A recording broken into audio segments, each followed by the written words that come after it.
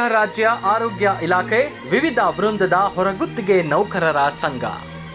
ಇದು ಕೇವಲ ಸಂಘ ಅಲ್ಲ, ಕೇವಲ ಸಂಘಟನೆ ಅಲ್ಲ, ಕೇವಲ ಉದ್ಯಮಕ್ಕಾಗಿ ನೋಂದಣಿಯಾದ ಯಾವುದೋ ಕಂಪನಿ ಅಲ್ಲ.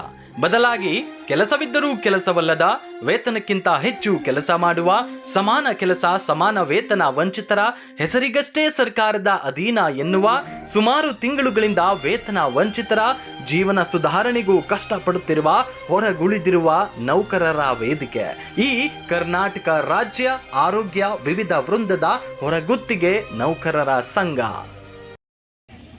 ದಿನಾಂಕ 8-10-2023 ಭಾನುವಾರದಂದು ತುಮಕೂರು ಜಿಲ್ಲೆ ಶ್ರೀ ಸಿದ್ಧಗಂಗಾ ಮಠದಲ್ಲಿ ಕರ್ನಾಟಕ ರಾಜ್ಯ ಆರೋಗ್ಯ ಇಲಾಖೆ ಹೊರಗುತ್ತಿಗೆ ನೌಕರರ ಸಂಘದ ರಾಜ್ಯ ಕಾರ್ಯಕಾರಿಣಿ ಸಭೆ ಕರೆದಿದ್ದು, ಈ ಸಭೆಯಲ್ಲಿ ಹಲವಾರು ಜಿಲ್ಲೆಯವರು ಭಾಗವಹಿಸಿದ್ದು, ಸಭೆಯಲ್ಲಿ ರಾಜ್ಯ ಸಂಘವನ್ನು ಸಂಘಟಿಸಲಾಯಿತು. ಹಾಗೆಯೇ ಸಂಘದ ಪದಾಧಿಕಾರಿಗಳನ್ನು ನೇಮಕ ಮಾಡಲಾಯಿತು.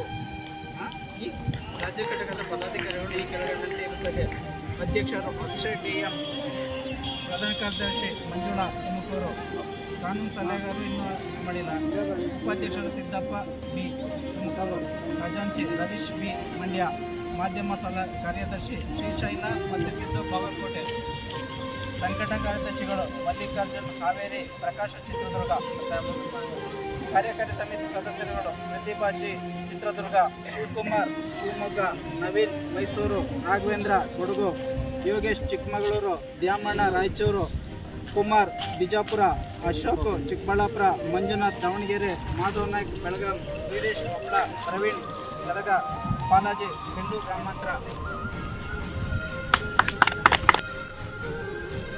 ಹೊರಗುತ್ತಿಗೆ ನೌಕರರು ಎಂದರೆ ಇತ್ತೀಚಿನ ದಿನಗಳಲ್ಲಿ ಜೀತ ಪದ್ಧತಿ ರೀತಿಯ ಜೀವನ ನಡೆಸುವಂತಾಗಿತ್ತು.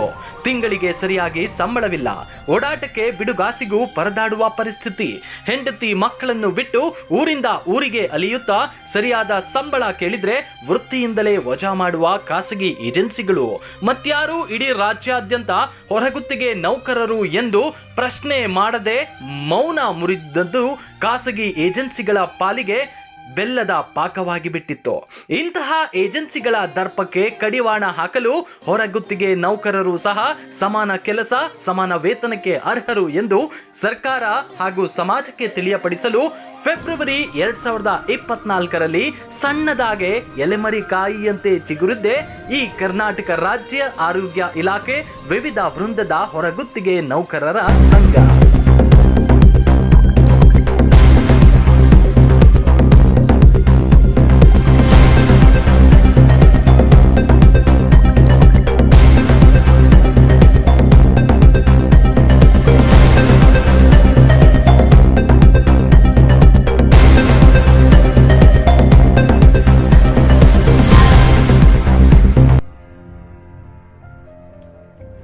ಪ್ರಪ್ರಥಮವಾಗಿ ಸುಮಾರು 4ರಿಂದ 5 ಜನರ ಗುಂಪು ಈ ಸಂಘದ ರಚನೆಯ ರೂವಾರಿಗಳಾಗಿ ಹೊರಗುತ್ತಿಗೆ ನೌಕರರನ್ನ ಗುರುತಿಸಿ ಅವರ ಮಾಹಿತಿಗಳನ್ನ ಕಲೆ ಹಾಕಿ ಕೂಡಿಸುವಲ್ಲಿ ನಿಧಾನಗತಿಯಲ್ಲಿ ಯಶಸ್ವಿಯಾಗತೊಡಗುತ್ತದೆ. ಆದರೆ ಸಂಘಟನೆಯ ಶಕ್ತಿ ಬಲವಾಗಿದ್ದರೂ ಹೊರಗುತ್ತಿಗೆ ನೌಕರರಿಗೆ ಸಿಗಬೇಕಾದ ಸವಲತ್ತುಗಳು ಸಿಗುತ್ತಿರಲಿಲ್ಲ. ಇಂತಹ ಸಂದರ್ಭದಲ್ಲಿ ಬೆಂಗಳೂರಿನ ಕಾರ್ಮಿಕ ಇಲಾಖೆಗೆ ದೂರನ್ನ ಸಲ್ಲಿಸುತ್ತಾರೆ. ಇಲ್ಲಿಂದಲೇ ನೋಡಿ ಶುರುವಾಗಿದ್ದು ಹೊರಗುತ್ತಿಗೆ ನೌಕರರ ನ್ಯಾಯಯುತವಾದ ಭರವಸೆ. 100ಕ್ಕೆ 50-90 ಭಾಗ ಅವರೇ ಸರ್ಕಾರಿ ನೌಕರರು. ಖಾಯಂ ನೌಕರರ ಸಂಖ್ಯೆ ಯಾವಾಗ ನೇಮಕಾತಿ ಆಗ್ತಾ ಇಲ್ಲ, ಪ್ರತಿಯೊಂದು ಕೆಲಸದಲ್ಲೂ ಕೂಡ ಹೊರಗುತ್ತಿಗೆ ನೌಕರರನ್ನ ತಗೊಳ್ತಕ್ಕಂಥ ಒಂದು ಅಭ್ಯಾಸ ಬೆಳೆದು ಬಂದುಬಿಟ್ಟಿದೆ.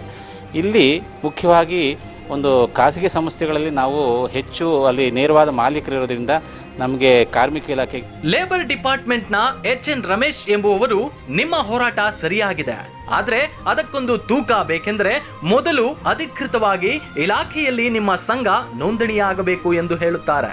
ಇದನ್ನ ಮನದಟ್ಟು ಮಾಡಿಕೊಂಡ ತಂಡ 2024ರ ಫೆಬ್ರವರಿ ಮಾಹೆಯಲ್ಲಿ ಅಧಿಕೃತವಾಗಿ ನೋಂದಣಿ ಮಾಡಿಸುವಲ್ಲಿ ಯಶಸ್ವಿಯಾಗುತ್ತದೆ. ಇಲ್ಲಿಂದ ಶುರುವಾಗಿ ಕೇವಲ 2 ತಿಂಗಳಲ್ಲೇ ಅಂದ್ರೆ 2024 ಏಪ್ರಿಲ್ ತಿಂಗಳ 4ನೇ ತಾರೀಕಿನಂದು ಎಲ್ಲ ಜಿಲ್ಲೆಗಳ ಪದಾಧಿಕಾರಿಗಳ ಪದಗ್ರಹಣ ಕಾರ್ಯಕ್ರಮ ತುಮಕೂರಿನ ಸಿದ್ಧಗಂಗಾ ಮಠದ ಆವರಣದಲ್ಲಿ ನಡೆದೇ ಬಿಡುತ್ತೆ.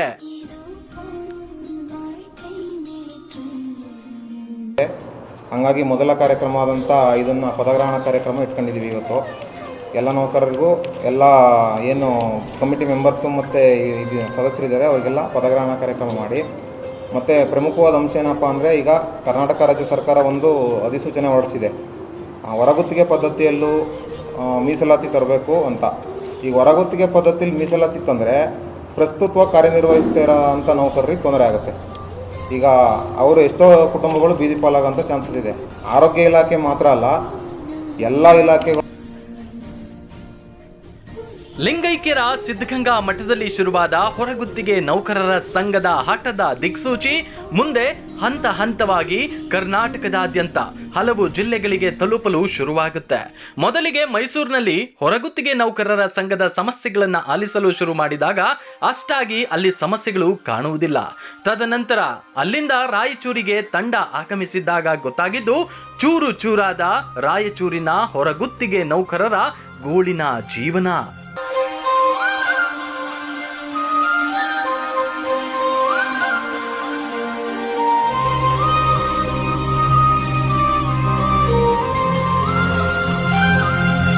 ಹೇಗಾದ್ರೂ ಮಾಡಿ ಇಲ್ಲಿ ನ್ಯಾಯ ಒದಗಿಸಿಕೊಡಲೇಬೇಕು ಎಂದು ಪಣ ತೊಟ್ಟಾಗ ಸಂಘದ